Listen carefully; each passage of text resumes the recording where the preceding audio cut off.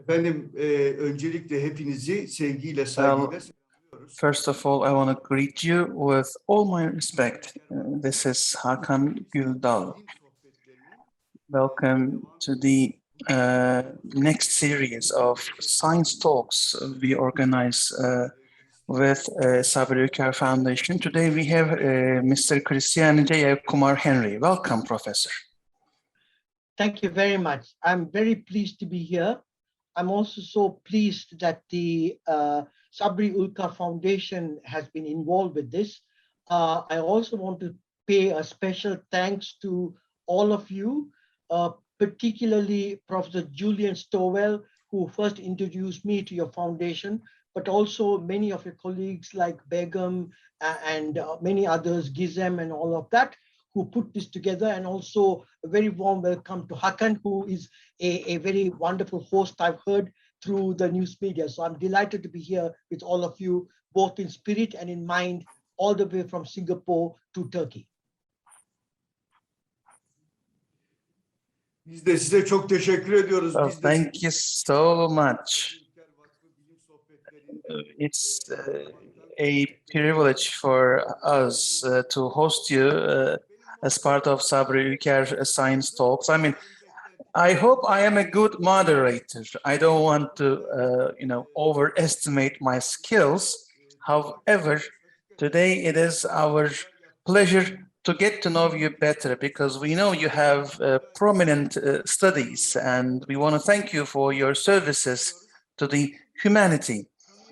But before we get into that, can you please talk about your studies? Which areas are you focusing on? Okay, so at the moment, I, as you know, live and work in Singapore, and my particular background is both in food technology and in human nutrition. And I have a particular interest in the interface between food technology and nutrition. And my current position in Singapore is that I am a senior advisor to an organization called the Singapore Institute of Food and Biotechnology Innovation, which is one of the largest centers of food research in this region. And I also am the director of the Clinical Nutrition Research Center. Both of these are of central interest to the Sabri Ülker Foundation.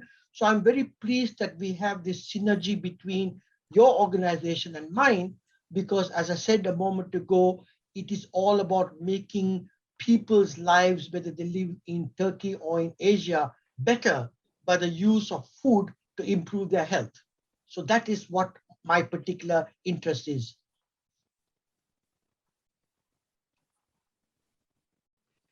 Evet, yani hakikaten Absolutely. I believe your studies will become even more important going forward, because this pandemic has become transformational. I can observe from my neighborhood, now people are, they have a heightened awareness about healthy and balanced diet. I want to know what are your observations in terms of people's awareness for healthy diet. And then a connected question: this pandemic seems to be never ending. I mean, we initially thought it will go over soon, but now we have vaccinations, and it seems like it goes on, but maybe sometime later the pandemic will be over. Do you think after the pandemic people will forget healthy diet? Or do you think it will be a more permanent, a lasting impact, and there will be a new nutrition model around the globe? Very, very good question, an excellent question. So let me divide my answer into two parts. First is that I will try to explore whether can diet make a difference to the severity of COVID infection, or whether diet can actually make the recovery of COVID infection faster. Now, as you might have guessed, when we have a pandemic, there are lots of people who claim that they have a remedy or a solution. So we say you might have people giving you false information about the success of their diet. So we say they provide snake oil instead of giving people fish oil. So we need to be very careful that we dissociate good science from bad science, because it's an opportunity for people to become magicians and make money out of nonsense. So that's point number one. Now, when we talk about diet helping the reduction of risk of COVID, I have to be honest with you, we don't have very strong evidence that diet can per se reduce your risk of getting infected. However, what we can say is that there are certain dietary components that can increase your immunity. Therefore, it may reduce the risk of you getting infected with COVID. So for example, we know that if you are deficient in vitamin D, you have a higher risk of a reduced immunity. If you've got a reduced zinc intake, fatty acid intake, selenium intake, all of these will reduce your immunity, therefore susceptible to COVID. But it does not mean that by automatically taking these ingredients, you can combat the viral disease. So it's a very fine line that yes, diet can contribute, but it cannot be a panacea. And same with the point that even if you're immunized, it does not mean that you're protected from getting infected. Of course, you need to wear a mask. You need to be careful about safe distancing, not to talk in public because your saliva is going out to everybody. So I think to answer Hakan's question, I think the COVID has given us 3 reality checks. The first is never take your food supply for granted, because you have to become locally self-sufficient about food, and I'll talk about that. Number 2, diet has an important role to play in our health. And number 3 is that the COVID has also told us that if you want to have a food system that is beneficial for you as an individual and your country, then we might have to make a policy that is also relevant to whether it's Turkey or to England or to Singapore. So nations have to become much more aware of the interconnectivity of food. And finally, if Turkey is to be safe, then our neighbors must also be safe. So this is not a zero-sum game. We can't say, I want only Singapore to be safe, but we can't. Unless everybody in our region is safe, we cannot be safe. So that is why it allows us to be much more sympathetic and empathetic to the world at large, of saying, I'm not going to only focus on my country, my town, or my village. We have to become global. We have to become global friends that care and love and respect one another if we're going to break this pandemonium that's spreading around the world.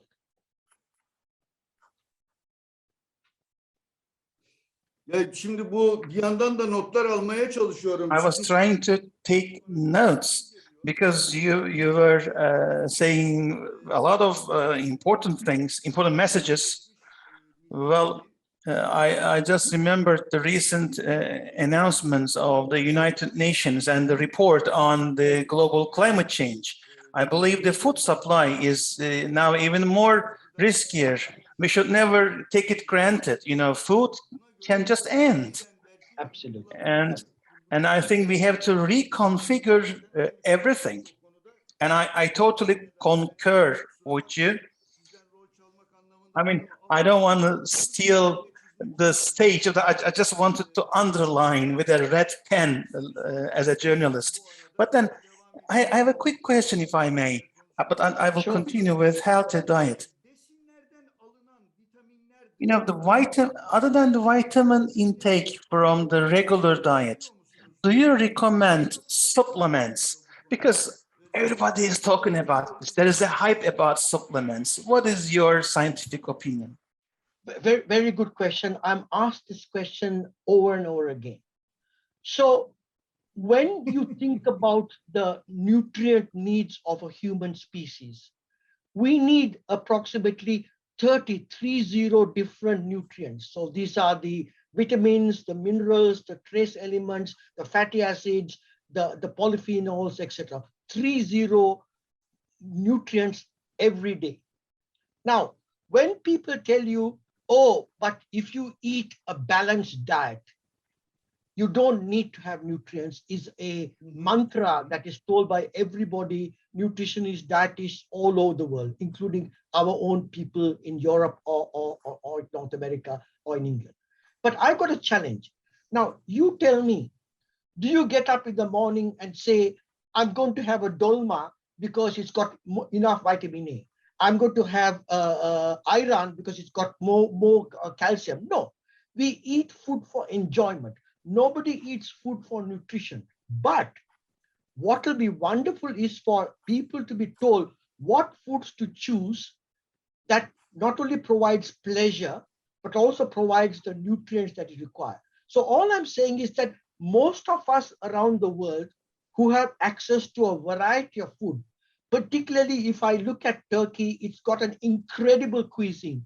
This is why I think when I come to Turkey, I love your food, because I think the Ottoman Empire has given us so much of wonderful food that you have a feast of dietary options, right? But imagine if you end up having a small selection of foods that you eat every day.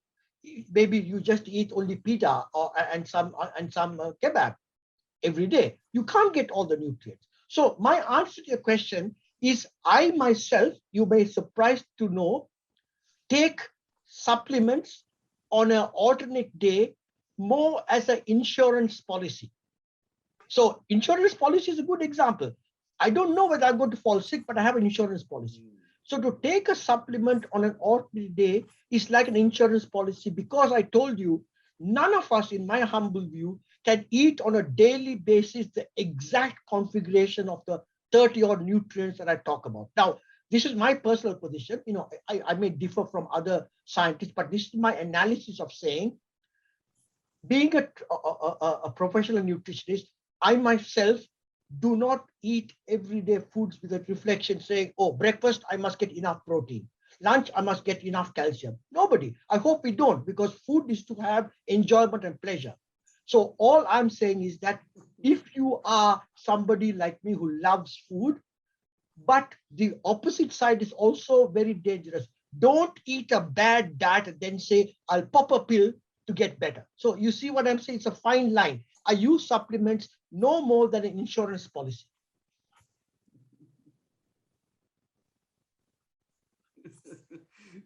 Çok doğru söylüyorsunuz. Ben de doğru söylüyorum. Well, very well said.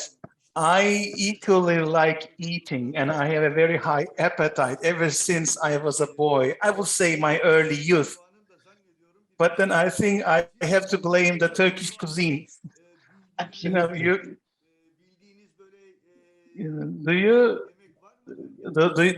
What are your favorite Turkish dishes that would also have high nutritional value?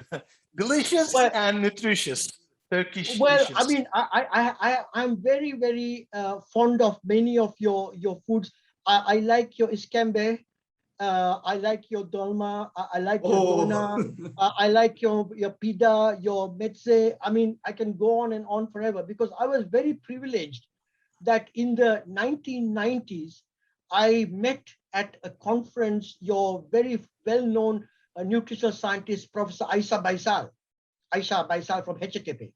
So we became friends, and I had a 5-year British Council link program when I lived in England, where we had a staff and student exchange between HTP and my university in the UK. So I have traveled to Turkey more than 10 times, and every time I come to Turkey, I just fall in love with your country. And I must say, I'm not saying this to flatter you, I think my favorite city in the world is Istanbul. It's just a magical city. It's the only city that I know that has got an exact fusion between the East and the West, a cultural melting pot that has got culture, history, architecture, food, people, and I just love it. And I'm very sorry that I've not visited your country for about 10 years since I came to Singapore, but every time I go, I just fall in love with that place. And I think that's why I say to you with quite confident emotion that Turkey is a remarkable place, and long may its cuisine and its food live, because my real worry is that the invasion of Western food sometimes take over our own cuisine, and I hope it doesn't happen, because you have some of the richest of cultures that goes back over 4,000 years. And many people may not know that almost all the legumes that we consume, chickpea, fava, lentils, all come from a region of the Turkish Anatolian region. And so therefore you are the birthplace of some of the most important legumes in the world.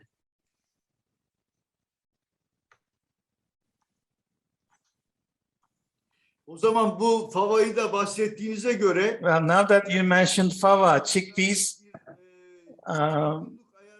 I mean, we must organize a trip and have you in Istanbul.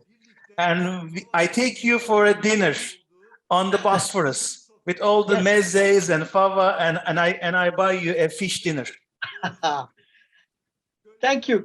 And I hope we will also be able to invite many of you on this call and beyond to visit us in Singapore, because Singapore has become a very, very important global center for food research.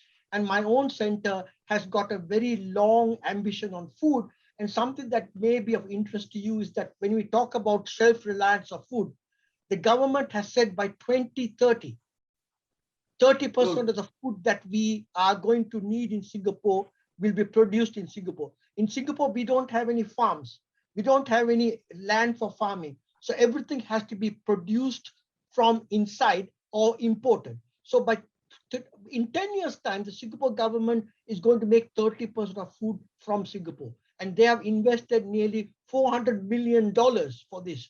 So I think Singapore is a fantastic example, and the population is less than 6 million, who says, I want to take a global vision.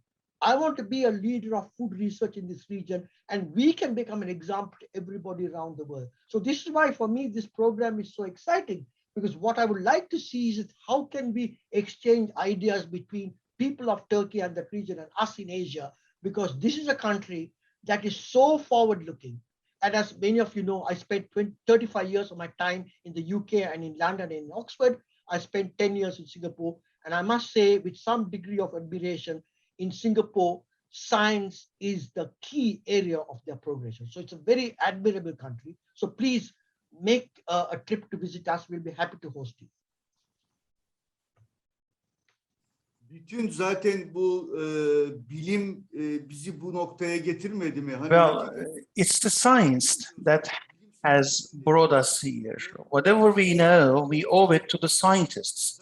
And for the coming decades, I believe science will be our only guide.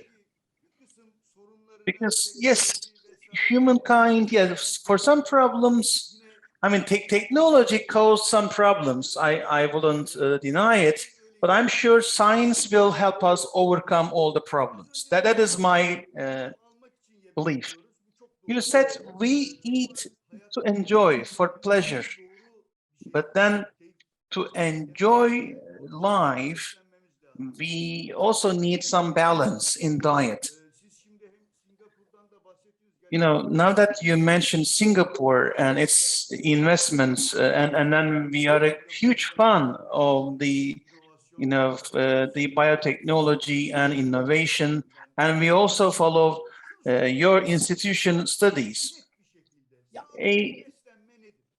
What is healthy nutrition? What are the contents of healthy nutrition? Very good. Very good. So let me give you two answers to that question. First is that there is no doubt that a diet that is composed of plenty of fruits, plenty of vegetables, olive oil, cheese, honey, nuts, legumes, pulses, a bit of wine is perfect. Now, in fact, what I have given you as a list of things is exactly what an average Turk will eat, whether you live in Istanbul or in Bolu or in Kayseri. In other words, this is a part of your DNA. You are practicing what is called a Mediterranean diet. So this is why I said that it's now a question of refining that. Now everybody around the world is saying, whoa, we want to have a Mediterranean diet, but you've been practicing for 4,000 years. So now the question is, that's why I keep saying again and again, preserve your dietary ancestry. Don't let go of it in terms of these modern breakfast cereals or I don't want to name names, but these multinationals that are coming and saying, eat these foods. Be proud of our culture. Be proud of your food. Be proud of your mechas. Be proud of your pita bread. Be proud of your pizza and your manto and all of those things, because actually that is the most healthiest food that you can have. So in other words, you don't have to become a rocket scientist to eat nutritionally. If you practice what your grandmother and your mother have been giving you as a child, that is a perfectly balanced diet. There are some sort of caveats. One thing I noticed is that I love your Turkish tea that you drink every time, but I will cut down the sugar. So one thing I would always go when I go to the tea shop in Turkey, say no sugar. And they say, oh, but in Turkey, as you know, at least when I was there, maybe it's changed now, you always put 1 or 2 teaspoons of sugar. So what I'm saying is that the fundamental dietary habits of Turkish food is outstanding. You don't need to tinker. Of course, you can say, don't eat too much meat, that's fine. But all I'm saying is that the fundamental principles of eating fruits and vegetables and lentils and legumes consistently, bulgur, pita, is outstanding. So therefore, you don't need to have another vocabulary to learn, because that's a part of your cultural DNA.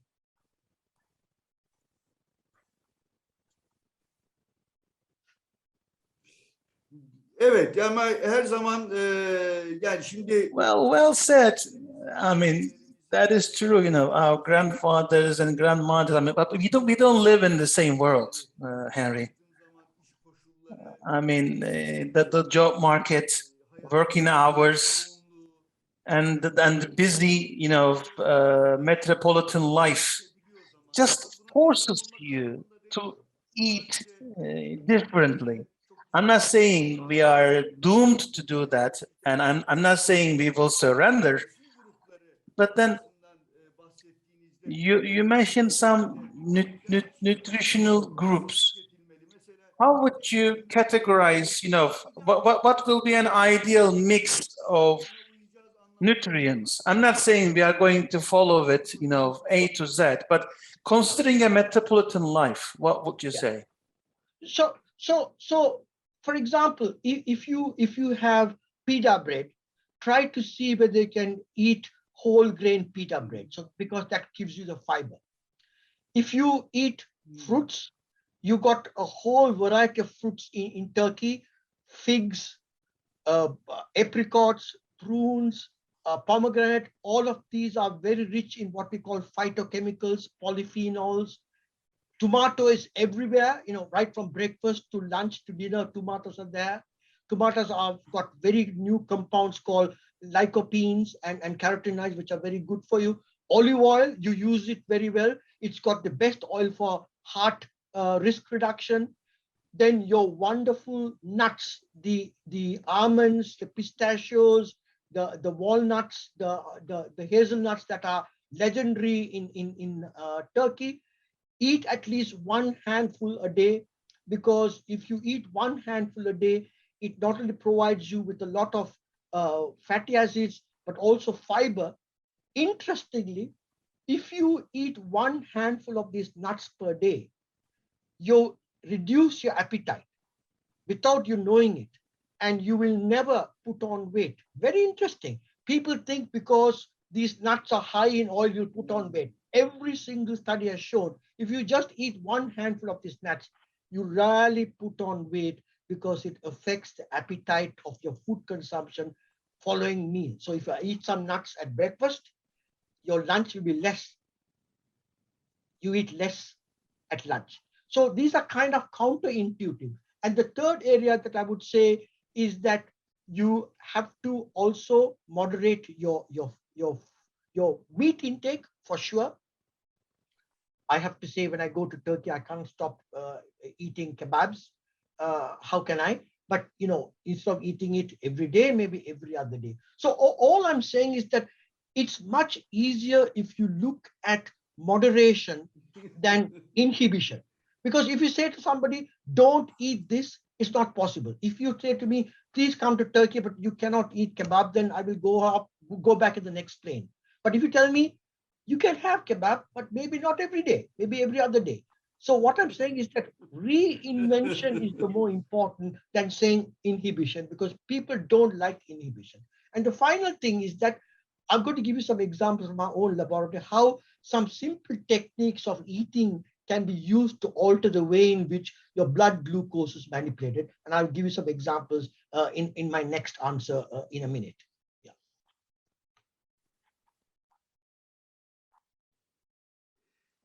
Peki o çalışmalarınızla ilgili kısma da mutlaka geçelim ve onlar. Sure, we will talk about your studies on that too. But as you keep talking about the Turkish food options, we have a saying. We say health comes with eating, or health is a child of your diet. But then we also say that is the grandchild of diet. But then moderation, as you said, is the key. How about the pandemic? I think now we are more conscious of the things we're eating. I mean, in Turkey, that was a rising trend, like everybody was walking for health. Doctors in Turkey frequently recommend walking, like certain thousands of steps a day. But then, other than nutrition, do you also recommend increasing physical activity? Absolutely. And I think physical activity, I would argue, probably has a bigger impact in the short term. Ironically, most of us in this region and in countries like, where we both live, because of the weather, because it's hot, we are somewhat resistant to taking physical activity every day. I think physical activity is as important or perhaps more important than diet, but people don't like to recommend physical activity because actually changing people's lifestyle is much harder. They think you can change your diet, but actually that's not true. Changing your diet is much harder. So you must minimally do half an hour minimum of exercise every day. You don't have to go to a gym. You don't have to buy special equipment. So we have done a study in Singapore where we have shown that if you climb up your steps up and down, if you got stairs, or you go around your house at a reasonable pace, the energy that you expend is as good as having a brisk walk outside. Because in all our countries, because the hot sun and the way in which we are very somewhat conservative in wearing shorts or tracksuits. Women in particular may not want to go outside in the sun in their jogging suits. So how do we get people to exercise in their house? So we have found that actually going up and down your stairs is a very good way to activate. Secondly, you'll be very surprised, which is, I think, in men listening to this may be quite amused. If you want to spend a lot of energy, change your bed sheets. Changing your bed sheets with your mattress is a high energy activity. It's quite remarkable. And we have been showing that from experiment.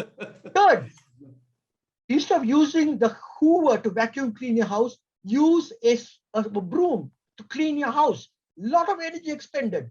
Thirdly, if you want to clean your shirt, don't put it in the washing machine. Maybe one shirt you wash in the bathtub.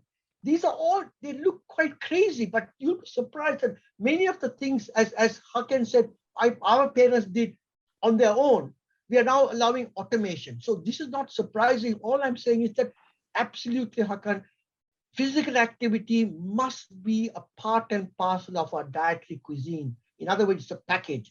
And if I'm saying to you, you don't need to buy gymnasium cards. You can do everything at home if you're smart. Walk up steps, you'll be suddenly surprised that your wife will say, oh my God, this man is gone crazy. He's changed the bed sheets. But this is a way to expend your energy. And this is the important point. How can we use local ideas to get our people to be more physically active? Yani öyle güzel örnekler veriyorsunuz ki. Well, these examples are so sweet. I could do them, and thank you for being so frank and amusing also. And to be honest, we assume that internet transformed everything, but it hasn't transformed our health or our body at all. And all these machines makes us lazy, because everything is so accessible from our mobile, and then we keep sitting and looking at the screen. And that is another concern. And especially, I think I'm concerned for my kids. They are so much glued on the screen. And I, as a journalist, I know that there's an increased number of obese children around the globe. And I mean, we know this as a fact in Turkey. Absolutely. So from this angle, I have another question. I observe that sometimes I go to the supermarket and do some shopping, and I ask the cashier, what do people buy mostly? Because I am a columnist on economy, so I mean I am collecting news pieces, but that also concerns me as a health, and people are buying cakes, chocolates, ice creams, fast food options, because the pandemic and during the lockdown, people's consumption on fast food has increased in Turkey, according to my observation. I'm sure you know the numbers in different parts of the world. What do you think about this, and what do you recommend? Good, very good question. So again, it's a polarized answer. It's no surprise that when you are in a disastrous situation, which is you're locked up in your household, not allowed to go out, you tend to eat comfort foods. Now, comfort foods, as you know, are what is pleasurable, that mostly contains sugar, fat, and salt.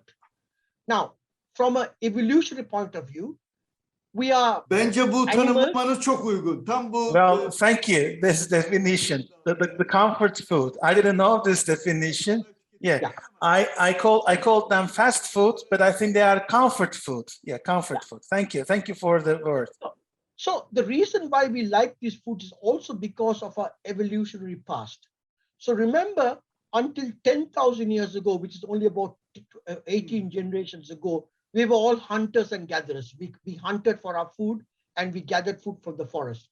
Only 10,000 years ago, we started to plant and domesticate plants, including in Turkey, was one of the epicenters of domestication. So if you were a hunter and gatherer, your brain always had to look for food that was energy. So energy comes quickly from sugar and from fat.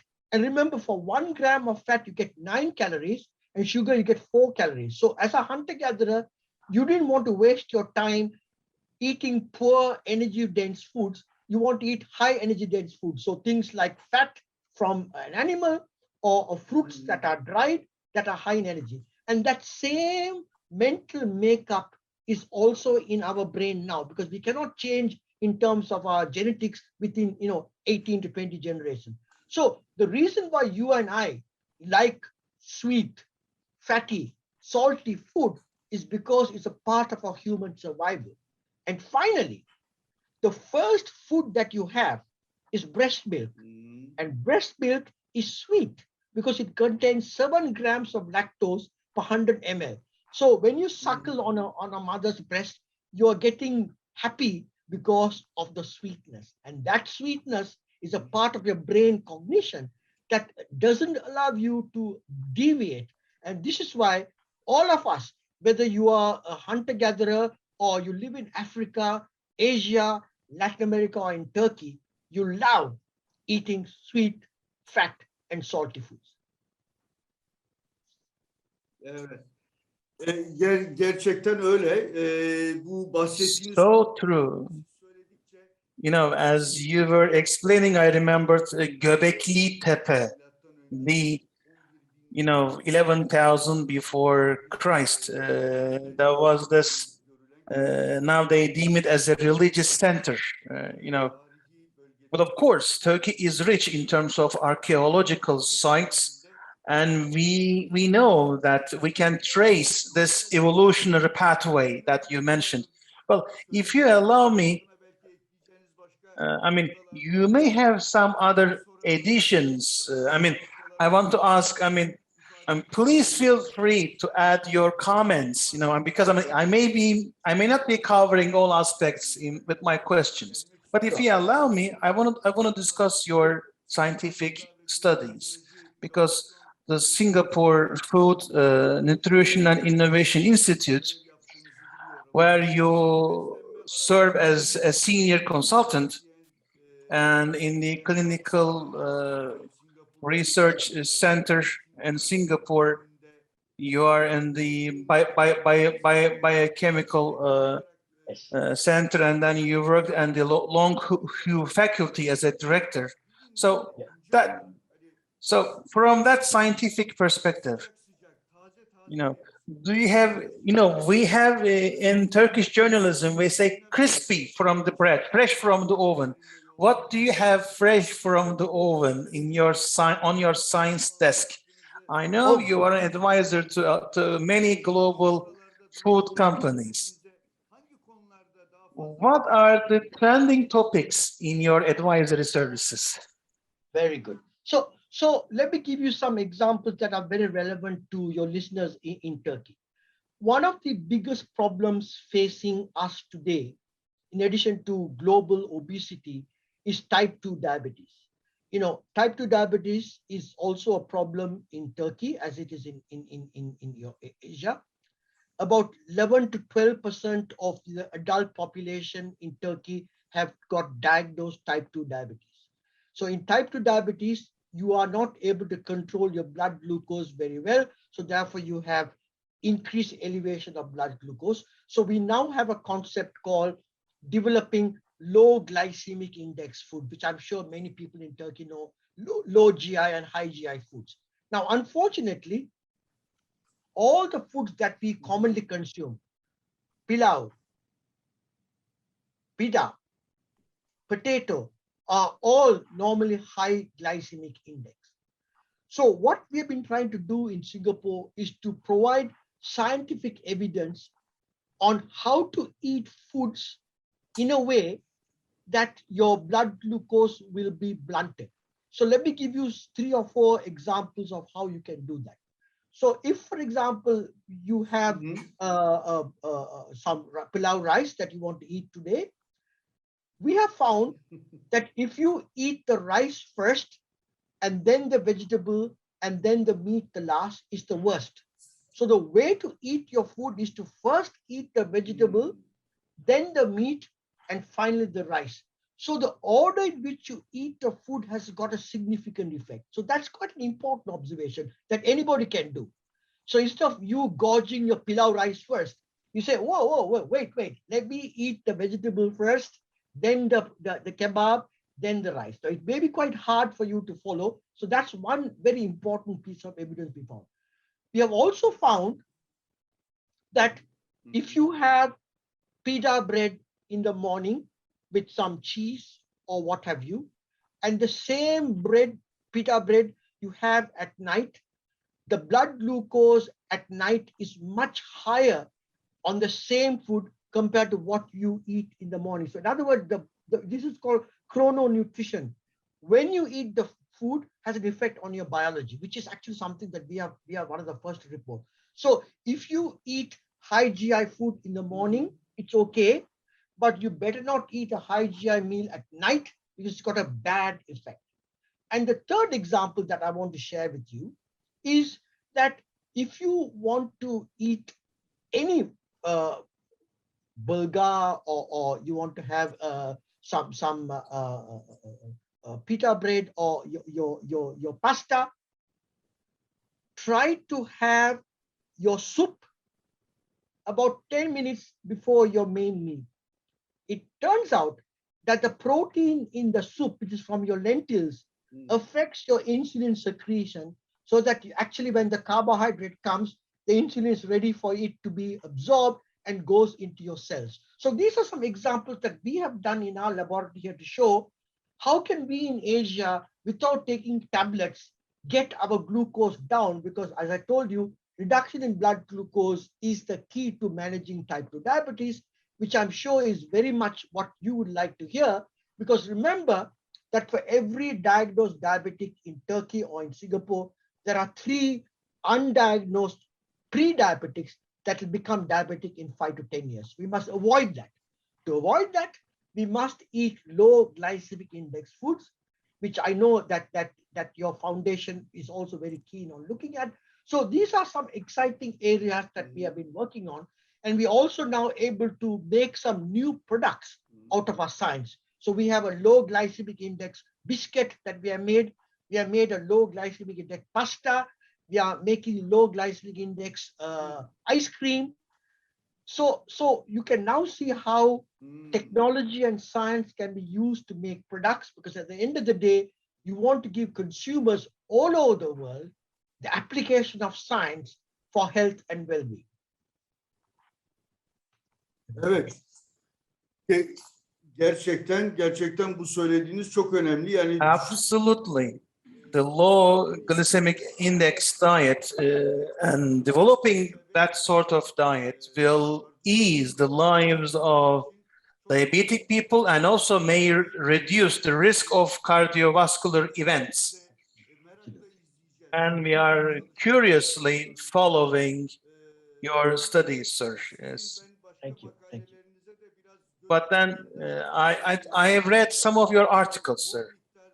Okay. For example, consuming plenty of vegetables and fruits. I remember you were referring to the variety, like your diet should have the colors of the rainbow. I remember a phrase from one of your articles. Yes. So is it true that, you know, the different colors of fruits and vegetables give us different vitamins? What is this rainbow trick? Very good. So let me start with a very close example that you would be familiar with. So let's start that you have tomato. So tomato has got carotenoids, compounds called lycopenes that are actually act as antioxidants. So then let's move to pomegranate. Pomegranate has got some phytochemicals and polyphenols that actually will enhance the absorption of certain vitamins. Then let's look at another apricot. Apricot has got a lot of carotenoids. It's got vitamin C. Then let's go to figs. Figs are very rich in dietary fiber, so actually for stomach mobility and for prebiotic effect. The next, let's look at grapes. These are examples from my own visits to Turkey, and I know that's available, very popular. Grapes. These have got some very unusual on the skin. The purple color is what gives you some very compound, complex polyphenols that actually act as antioxidants. Then let's look at another wonderful product that I love, watermelon. Watermelon has got some very unusual compounds that actually protect your heart and your well-being. So you can see, instead of telling people to just eat only apples, by using the metaphor rainbow of colors, it means don't stick to one color, look at other variety of fruits, so that actually together they will give you a holistic idea of functional ingredients that you would like on a daily basis.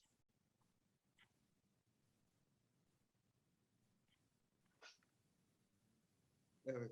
Peki bir şey daha sormak istiyorum. All right, maybe I have a final question. This was such a fun conversation.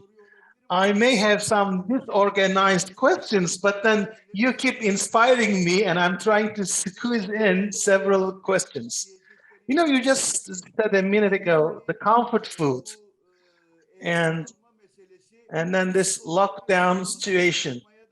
you know, sometimes we raid our refrigerators, you know, we attack our refrigerators. And now, you know, and these, you know, food programs on the TV, you know, they keep talking about, you know, delicious recipes, and people have a growing interest in watching those, you know, cooking or food programs. And now people have developed do-it-yourself skills. People have become better chefs at home. I don't know what is the trend around the globe, but how can we, you know, make a better combination and have healthy cook at home choices? You know, because we are not trained in cooking. Do you have any tips and tricks for people who stay longer hours during the pandemic at home? And yes, we learned to cook better, but we are open to your suggestions. Very good. So I personally think that until the pandemic, many of us who watched these cookery programs are what I call food voyeurs. We don't like to cook, but we like to voyeur about food because they say, oh, I want to know what Turkish food is, so I watch it. I want to look at what African food, I watch it. So we are voyeurizing the food, but we're not activating. But the COVID crisis has made us look at voyeurism as a practical way of doing things. So I myself, in my own family, have started to do much more home cooking now, even in Singapore, where we have abundant food across the country at very low cost, very high quality. So what has happened now is that my wife and I do a lot of home cooking now. And the three elements that make us cook is it simple?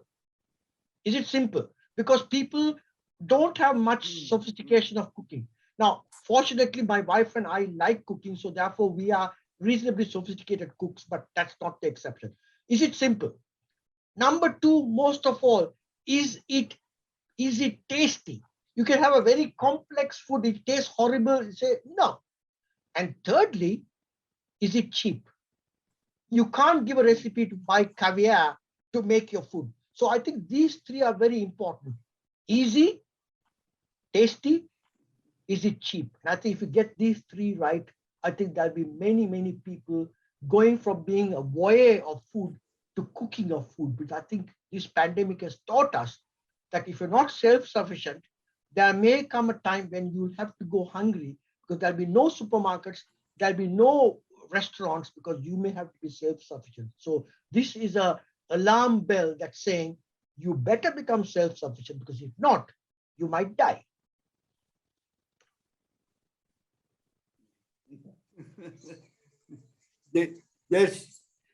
Gerçekten öyle, gerçekten öyle. That is so true as well. Honestly, every word you said was like a quick plug and play recipe. I mean, I want to extend my humble appreciations, and I believe this talk will be so helpful to the Turkish audience, and it was great fun. Do you have any added comments, remarks, Professor Henry? I want to give you the word for final comments. However, I have a quick question. Okay. You know, you gave us some hints on your current studies, but what is the future? What is the next frontier of your curiosity? Is it high energy food, or what is the next frontier in your scientific curiosity? So I think it is quite ironic that here in the 21st century, we don't realize that nearly 2.5 billion people in the world are going hungry every day. So I want to ask the question, what can we as nutritionists and food industry people do to ameliorate this? Because this is a tragedy that is confronting us. So the question is that what is our individual corporate social responsibility? What is our industrial responsibility? What is our national responsibility? And the question is, Here we have a situation where even in many countries of Asia, Africa, and in Latin America, you have undernutrition and overnutrition at the same time. So the question is that how can we as scientists and industry address this problem of producing low cost but high nutrient value for the poor? Because no food company that I know of is looking at making food products for the low income rather than the people at the top of the pyramid. Because ironically, these 2.5 billion people can also make money for the industry. So I think we have to ask ourselves the question, as scientists, what is our responsibility? What are we doing to have a footprint of the future? How can we make food the new medicine, not only for the rich, but also for those that are less fortunate than us? Finally, what is the footprint that we want to leave behind? And what can we do today to impact tomorrow? Because only then we can say we led lives of some consequence in our time on earth. And that's my view.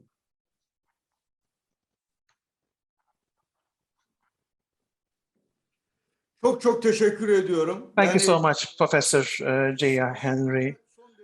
You know, this was such a joyful talk, and this your final message was the crown jewel of this beautiful talk. And I hope this message goes to the entire world. And I agree from the bottom of my heart.